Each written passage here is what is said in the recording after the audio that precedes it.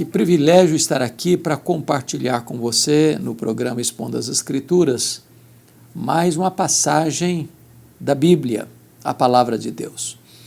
E hoje eu quero tratar de um assunto fundamental, trazendo uma palavra sobre liderança, os princípios importantes da vida de um líder, de um pastor, são os valores do ministério. E vou basear esta mensagem no livro de Atos dos Apóstolos, capítulo 20, versos 17 a 38. Paulo está se despedindo dos presbíteros da igreja de Éfeso, no porto de Mileto. Ele passou 3 anos na cidade de Éfeso, que era uma das mais importantes metrópoles do primeiro século, a capital de uma província romana da Ásia Menor, uma cidade na época com mais de 300 mil habitantes. Uma cidade que hospedava uma das 7 maravilhas do mundo antigo, o templo da deusa Diana, 4 vezes maior do que o Partenon de Atenas. Uma cidade fortemente marcada pela idolatria e pelo ocultismo. Isso porque os nichos do templo da deusa Diana eram os principais produtos, era o principal produto, melhor dizendo, para os turistas que chegavam e saíam da cidade. A cidade também era marcada pelo ocultismo e Paulo passou ali 3 anos. E a marca da presença do apóstolo foi tão grande que depois desses 3 anos a idolatria recuou, os homens envolvidos com ocultismo, convertendo-se, queimavam suas obras em praça pública, a palavra de Deus prevaleceu na cidade, igrejas foram plantadas nas cidades satélites de Esmirna, Pérgamo, Tiatira, Sardes, Filadélfia, Laodiceia, Colossos e Herápolis. E então, agora Paulo, cumprindo cabalmente o seu ministério naquela região, está retornando para Jerusalém, para onde vai levar uma grande oferta que levantou entre as igrejas gentílicas da Galácia, da Macedônia, da Acaia, da Ásia Menor, aos pobres da Judéia. Isto porque no governo do imperador Cláudio, que governou de 41 a 54, houve uma grande fome no mundo. E conforme Atos 18:2, os judeus foram expulsos de Roma. Muitos desses judeus eram cristãos e retornaram para a sua terra sem fonte de renda, sem terra, sem lavouras, sem recursos para a sobrevivência. Então Paulo resolve recolher esta oferta para levar a esses pobres da Judéia. Ele está indo para cumprir essa missão e o projeto de Paulo era chegar em Jerusalém e entregar as ofertas, viajar para Roma, porque ele não estivera em Roma até então, para passar um tempo com a igreja de Roma e dali ser enviado à Espanha, para alargar as fronteiras do seu ministério transcultural. Então, ele para no Porto de Mileto, antes de partir para a região de Cesareia, e manda chamar os presbíteros da igreja, e ele faz esse discurso de despedida, um primor de obra literária, e um dos mais belos sermões que Paulo pregou nesta conversa informal com os presbíteros. E aqui nós podemos identificar e elencar alguns princípios fundamentais para a liderança. São os valores, os pilares, os princípios essenciais do ministério. Hoje, quando você olha a igreja brasileira e mundo afora, você constata muitas crises. Nós temos pastores, por exemplo, que não são convertidos. E isso não é de estranhar tanto, porque Jesus tinha dentre os 12 apóstolos um que não era convertido, Judas Iscariotes. Você tem pastores que não têm nenhuma convicção do seu chamado, da sua vocação. Entraram no ministério como aventureiros, mas não têm uma garantia, uma certeza, como Paulo vai demonstrar aqui nesse discurso com os seus presbíteros.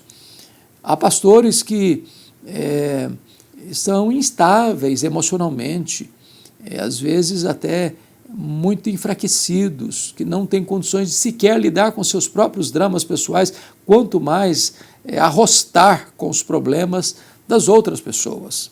Há outros pastores ainda que estão confusos doutrinariamente, teologicamente, que dependendo do vento que bate, que leva, eles vão para lá, vão para cá, estão confusos. Imagine aquelas ovelhas que estão debaixo do seu cuidado. Há aqueles que também agem com truculência com as ovelhas, são chamados donos de igreja, e eles mantêm o povo no cabresto, em vez de servir ao povo e ser exemplo para o povo. Mas há muitas outras crises que eu não vou mais mencionar aqui, porque quero entrar agora na exposição desse texto. Quais são os compromissos de um pastor? Quais são os pilares que devam sustentar o ministério de um líder? Primeiramente, a sua relação com Deus. Eu não vou ler o texto, porque vou lendo os versículos à medida que eu for expondo. Então, esse texto que nós vamos trabalhar, que é Atos 20, 17 a 38, o primeiro compromisso do pastor, do líder, está no verso 19. Ele diz assim: servindo ao Senhor com toda humildade e lágrimas e provações que pelas ciladas dos judeus me sobrevieram. A primeira coisa que todo líder precisa ter é a quem ele está servindo. É o seu compromisso com Deus. Parece óbvio demais, mas não é. É possível que um líder esteja no ministério construindo monumentos a si mesmo, servindo a si mesmo, se abastecendo, se locupletando. É possível que um líder esteja no ministério para servir a sua igreja, ou a sua denominação, ou a sua bandeira. O líder, o pastor, precisa estar a serviço de Deus. Porque quem está a serviço de Deus, quem está servindo a Deus, não está atrás de holofotes. Não depende de elogios, nem se desencoraja com as críticas. Quem está servindo a Deus não está buscando aplausos humanos, ele quer a aprovação dos céus. Ele não tem a pretensão de agradar a homens, porque quer agradar exclusivamente ao Senhor Jesus. Quem está servindo a Deus não tem vida fácil.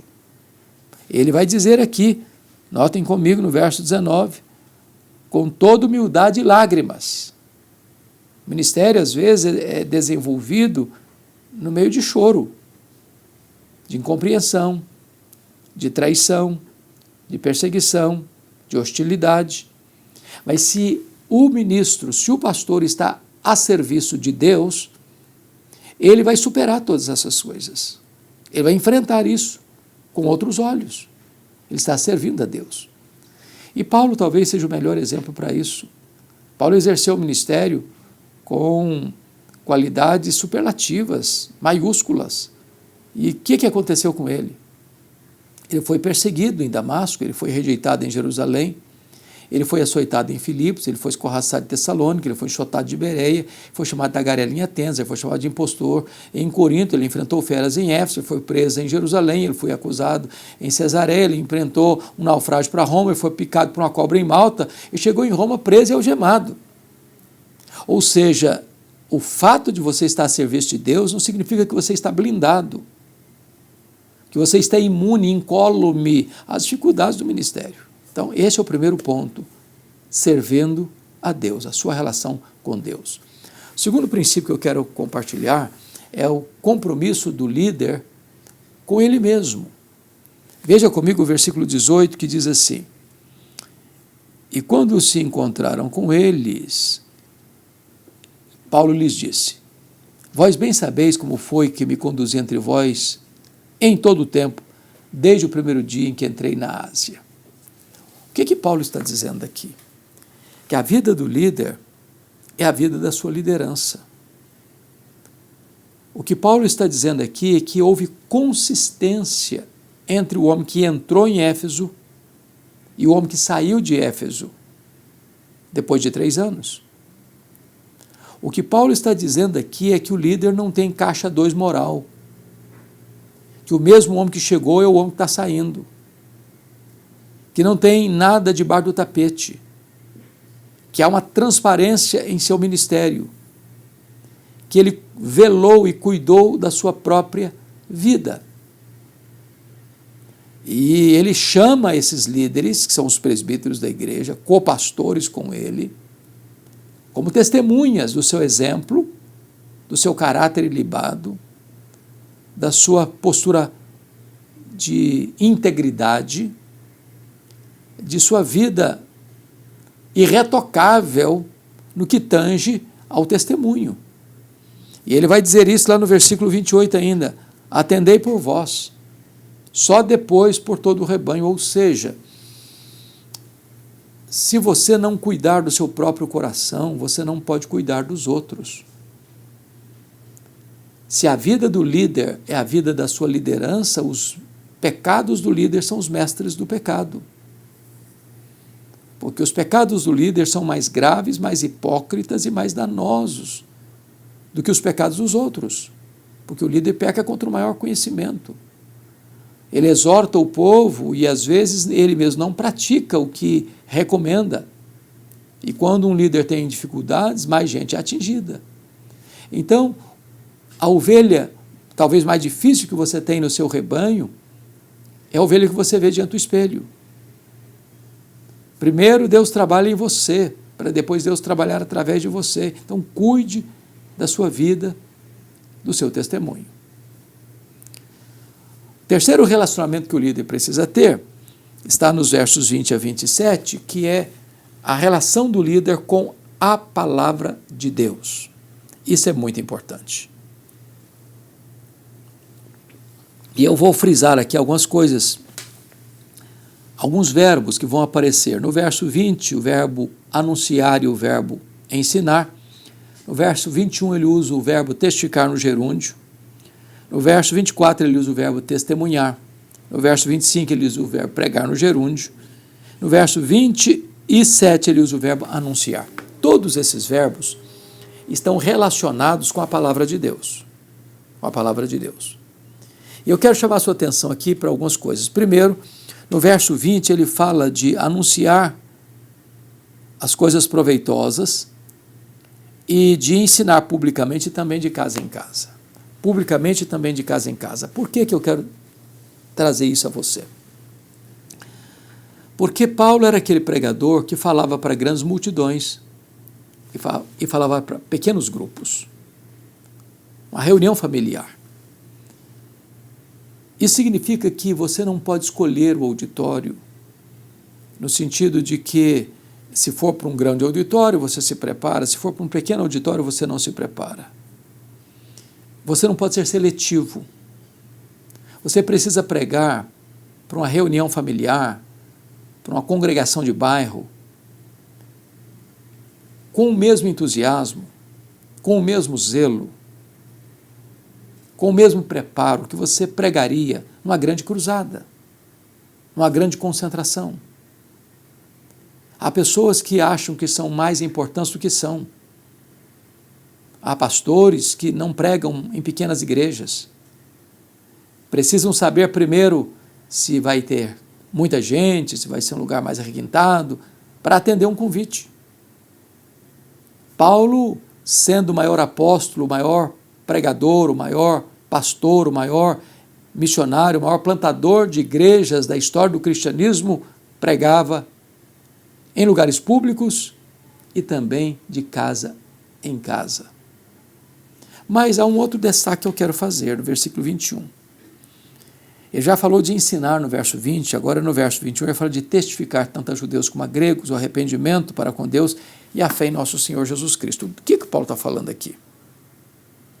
O que ele está falando aqui é que o pregador, o pastor, o líder, ele ensina e ele evangeliza.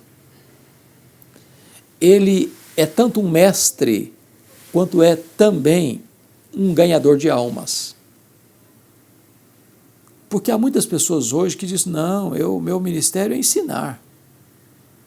Eu sou o pastor do ensino. Mas ele não tem paixão em testemunhar arrependimento para com Deus e a fé em nosso Senhor Jesus Cristo. Ele não é um ganhador de almas. Paulo diz para Timóteo, cumpre cabalmente o teu ministério de evangelista. O pastor é também um evangelista. O grande problema é que hoje você tem teólogos que não querem ser evangelistas e você tem evangelistas que não querem serem teólogos. Na verdade, as duas coisas precisam caminhar juntas. O que ensina é evangelista, o que é evangelista também ensina. Na década de 90, surgiu, de 80 na verdade, surgiu uma frase muito comum na igreja brasileira, e a frase era esta: ovelha gera ovelha, pastor não gera ovelha. Esta frase foi muito popular naquele tempo, mas ela não é totalmente verdadeira, porque é verdade que ovelha gera ovelha, mas não é verdade que pastor não gera ovelha. É necessário que o pastor seja um exemplo também, como aquele que testifica arrependimento para com Deus e a fé em nosso Senhor Jesus Cristo, ou seja, ele é um pregador que ensina, ele é um pregador que evangeliza, ele vai para um grande congresso e ele atravessa a rua para falar de Jesus para o seu vizinho. As duas coisas caminham juntas. Talvez hoje a gente vive uma crise muito grande, porque lá no passado, quem dava aula nos seminários eram pastores, que dedicavam parte do seu ministério dando aulas para os seminaristas. Hoje nós estamos mais sofisticados, e então os seminários requerem que o pastor tenha mestrado, seja no mínimo pós-graduado, com mestrado, com doutorado, e muitos estão exclusivamente se dedicando à docência, mas não tem pastorado. E talvez lá no passado nós tínhamos limitação no academicismo, na academia, mas nós tínhamos também, ao mesmo tempo, pastores que ateavam fogo no nosso coração. E, às vezes, hoje nós temos aqueles que estão mais atentos aos detalhes do ensino, mas não têm paixão, mas não têm vigor espiritual para evangelizar, para motivar e mobilizar a igreja ao evangelismo. Então, Paulo, para nós, é um exemplo de alguém que ensina publicamente de casa em casa, e alguém que testifica tanto a judeus como a gregos o arrependimento para com Deus e a fé em nosso Senhor Jesus Cristo. As duas coisas caminham juntas. Mas, lá no verso 27, eu quero te chamar a atenção para outra coisa. Ele diz assim: porque jamais deixei de vos anunciar todo o desígnio de Deus. O que é que Paulo está dizendo aqui? É que eu não posso chegar na Bíblia, que é a biblioteca do Espírito Santo, a despensa de Deus, onde está todo o alimento de Deus, com todas as iguarias que devem ir para a mesa para alimentar o povo de Deus. Eu não posso me aproximar da Bíblia seletivamente. Pegar só aqueles assuntos que eu gosto, os mais palatáveis. Eu não posso ser pregador de uma tecla só. Eu tenho que pregar todo o desígnio de Deus, de Gênesis a Apocalipse. Então, a maneira de fazer isso é expondo as Escrituras. Por isso que eu, particularmente, sou tão apaixonado, diria, pela pregação expositiva. Porque na pregação expositiva o que destaca não é o pregador, é a pregação. As pessoas não saem impressionadas com o pregador, elas saem encantadas com a riqueza da palavra de Deus. O que importa não é o pregador, é a pregação, não é o evangelista, é o evangelho. Não é o obreiro, é a obra.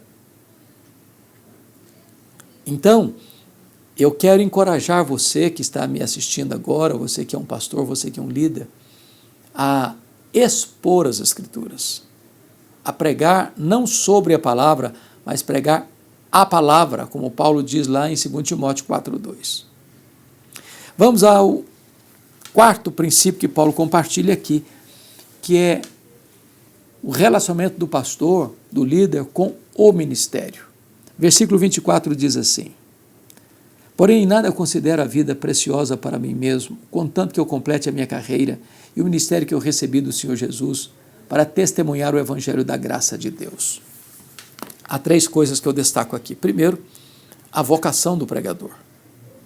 O ministério que eu recebi do Senhor Jesus. O que é vocação? O que é vocação?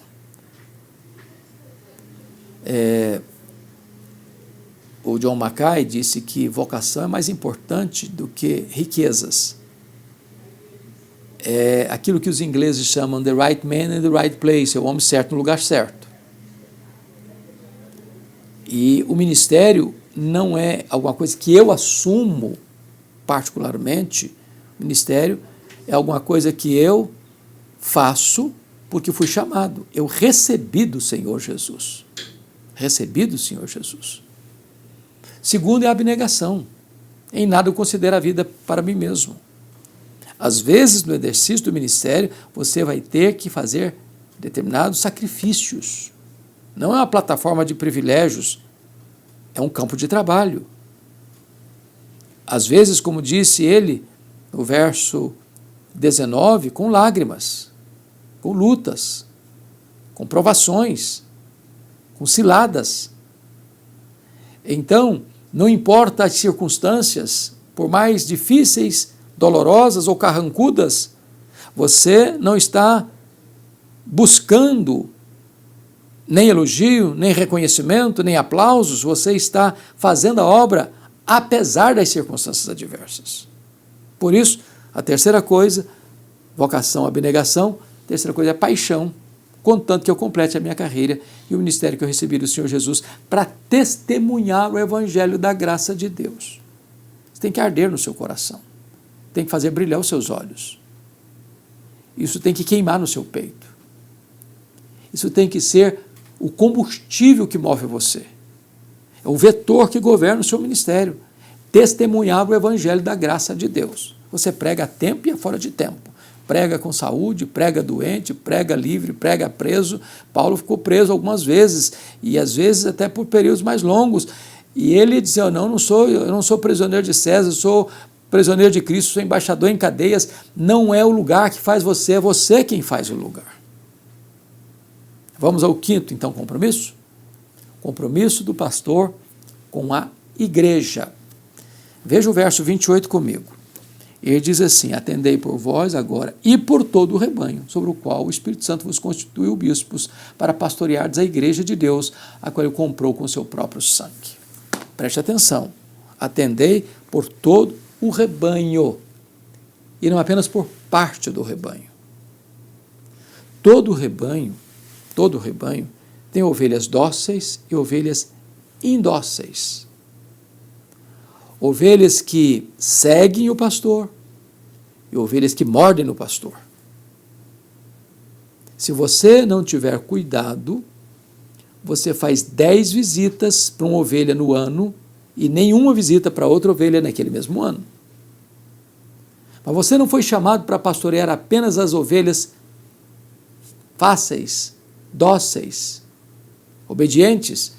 Você foi também chamado para pastorear e cuidar das ovelhas rebeldes, difíceis, que nas palavras do pastor Antônio Elias, são lixa grossa de Deus na nossa vida. Agora veja você, atendei por todo o rebanho, sobre o qual o Espírito Santo vos constituiu bispos. Ou você tem consciência de que o Espírito Santo colocou você ali, ou você não está no lugar certo. Essa ideia de política de bastidor, de conchavos, para ficar na igreja, para manipular os crentes, para oferir vantagens, não tem amparo nas Escrituras. E o texto prossegue. Para pastorear da igreja de Deus, a igreja tem dono. A igreja não é sua, a igreja não é minha, a igreja não é nossa. O dono da igreja tem marca de cravo nas suas mãos. Eu conheço pastores que acham que a igreja é dele. Aliás, tem pastores que passam até as propriedades da igreja para o seu nome particular, da sua família. É um erro, é um equívoco. Isso gera escândalo. Isso é um péssimo testemunho. A igreja não é nossa, a igreja é de Deus. A igreja tem dono. Jesus disse lá em Mateus 16, 18, eu edificarei a minha igreja e as portas do inferno não prevalecerão contra ela. Jesus é o fundamento da igreja, Jesus é o dono da igreja, Jesus é o edificador da igreja, Jesus é o protetor da igreja. Eu conheço gente que vende o templo, com os membros, inclusive, tudo dentro, porteira fechada. Não, a igreja tem dono. E o dono da igreja é o Senhor Jesus. Mais ainda, esta igreja, ela é muito preciosa. O Senhor a comprou com o seu próprio sangue, ou seja, Jesus verteu o seu sangue para comprar a igreja. Ela tem um alto preço, ela é a escrava resgatada, ela tem um grande valor para Deus, ela é a menina dos olhos de Deus. O texto diz, para pastoreardes. Pastorear é apacentar, é alimentar, é cuidar, é proteger, é disciplinar, é consolar, é carregar no colo.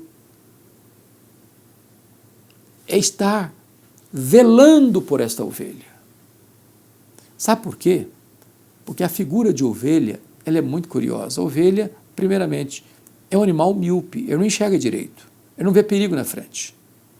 Segundo, a ovelha, ela não consegue limpar ela mesma. Ela se suja, mas limpar a ela mesma ela não consegue. Terceiro, ela não tem armas de proteção. Se ela é atacada, ela não sabe se defender. Quarto, a ovelha tem a tendência de se desligar do rebanho.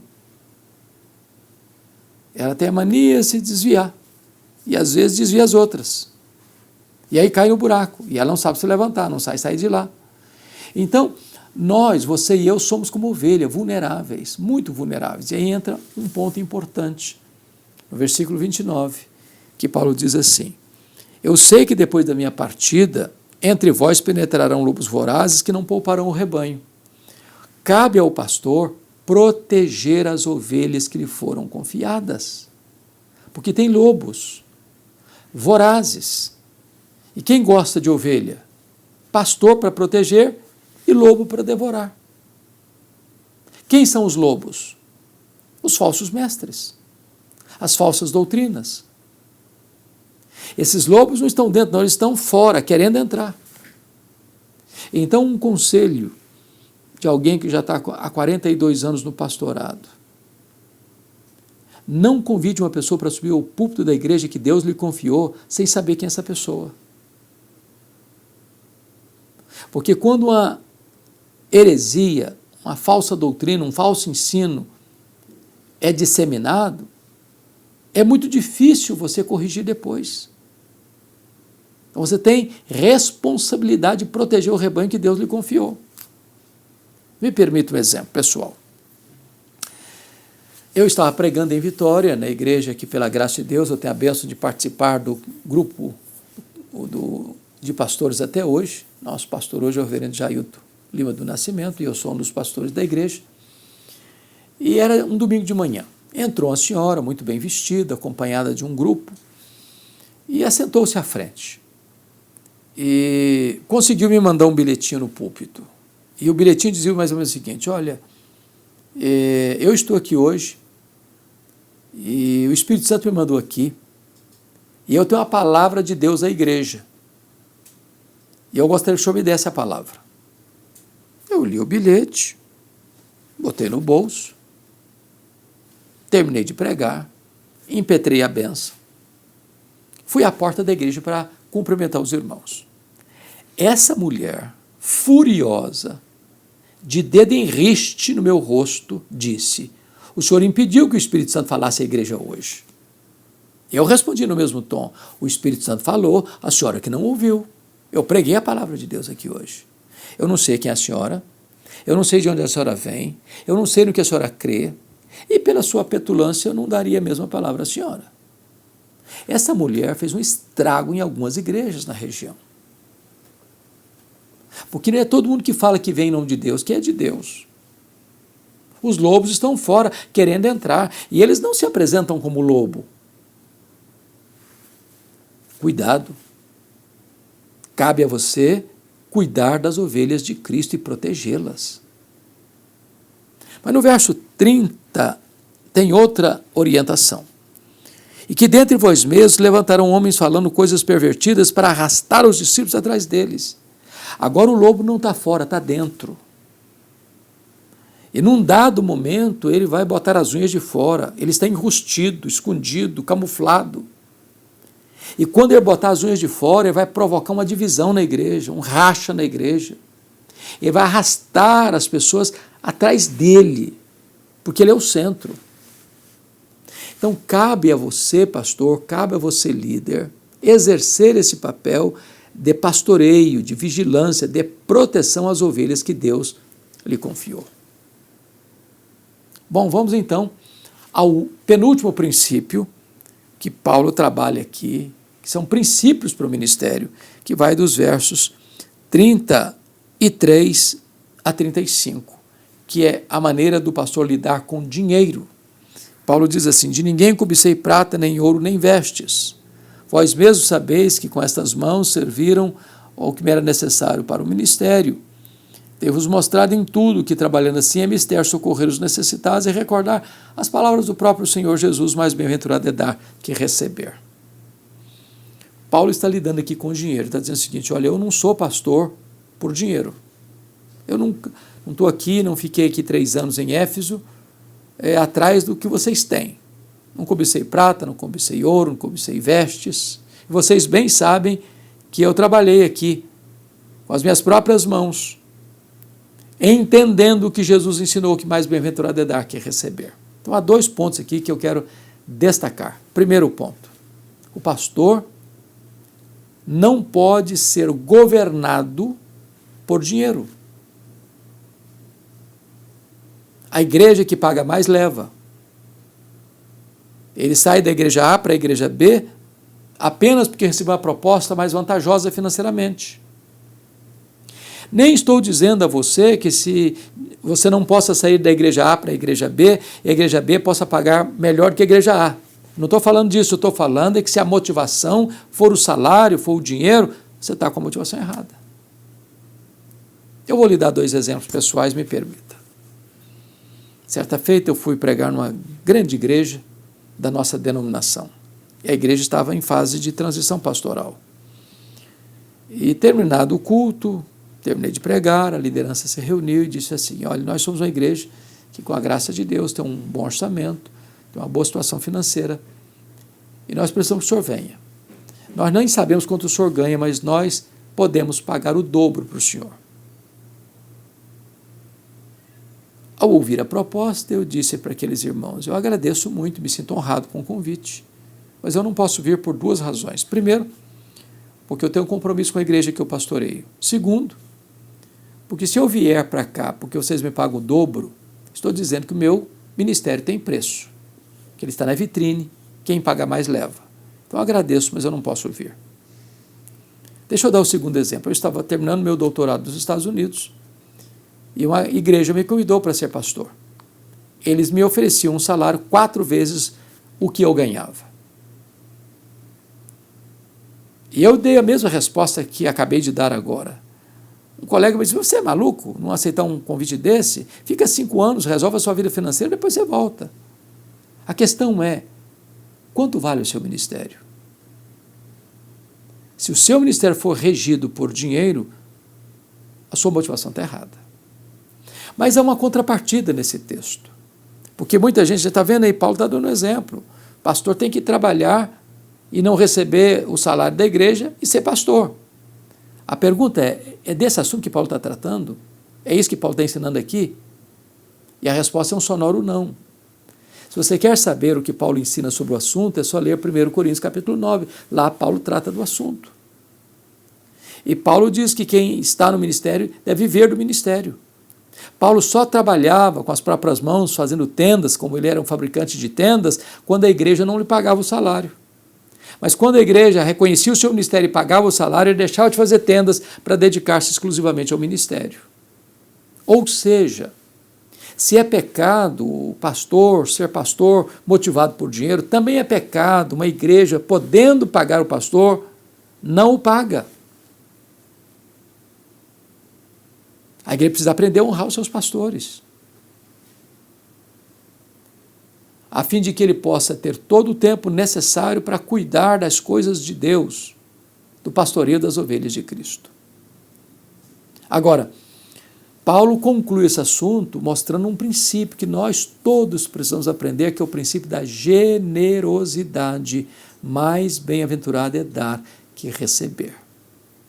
O pastor que não é generoso, ele não ensina a igreja a ser generosa. Quando vai se levantar uma oferta, o pastor tem que ser o primeiro a chegar no gasofilácio. Quando vai se falar de dízimo, o pastor é o primeiro a ser dizimista. Quando vai falar de ajudar alguém que está necessitado, o pastor é o primeiro a ofertar. O pastor é alguém que aprende o princípio de Jesus, mais bem-aventurado é dar que receber. Mas, finalmente, o último princípio que Paulo compartilha com esses presbíteros da igreja de Éfeso, antes de embarcar rumo a Jerusalém, é o princípio da afetividade, nos versos 36 a 38. Porque está escrito que, tendo dito essas coisas, ajoelhando-se, orou com todos eles. Então houve grande pranto entre todos, e abraçando afetuosamente a Paulo, o beijavam. Aqui é o princípio da afetividade. Paulo passou ali 3 anos e cultivou relacionamentos profundos com esses líderes, com esses pastores, com esses presbíteros, com esses bispos. A ponto de, na despedida, num lugar público, numa praia, eles se abraçaram, eles se ajoelharam, eles choraram juntos, eles beijaram uns aos outros com ósculo santo, revelando e demonstrando afeto profundo uns pelos outros. A igreja de Deus precisa ser um lugar de afetividade, de amor, de tato e contato. Às vezes a pessoa precisa mais de um abraço na igreja do que de ouvir um sermão. E eu vou dar 2 exemplos para encerrar a minha fala.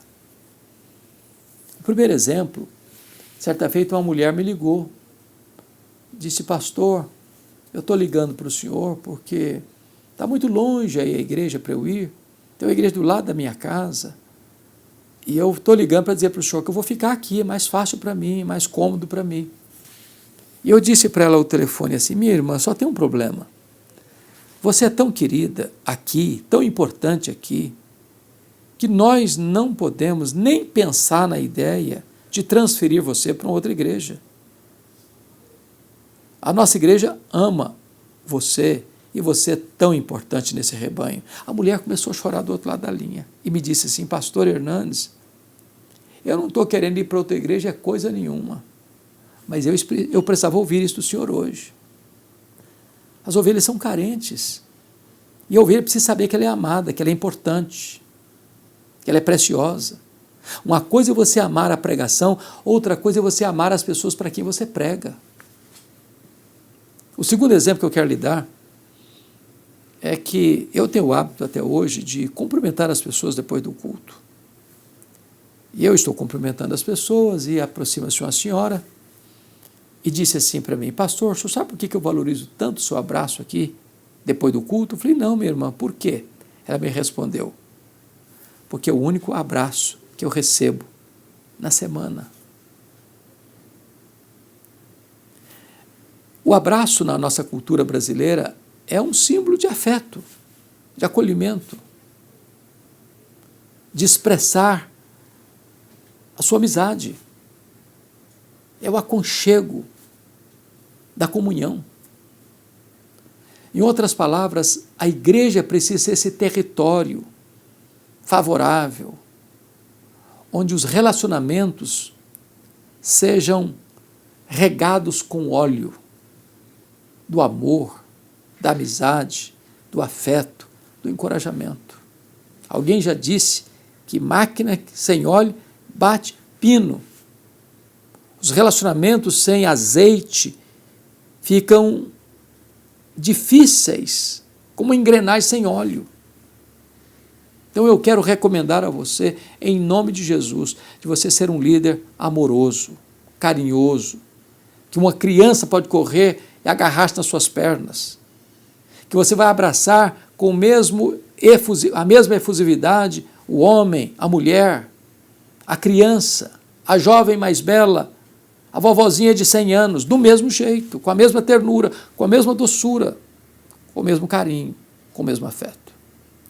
Então nós lidamos aqui com esses princípios da liderança, os princípios, as colunas do ministério, sua relação com Deus, sua relação com você mesmo, sua relação com a palavra de Deus, sua relação com o ministério, sua relação com a igreja, sua relação com o dinheiro, sua relação com a afetividade. A minha esperança é que esta palavra abençoe seu coração e esses princípios sejam colocados em prática na sua vida, na sua família, no seu ministério.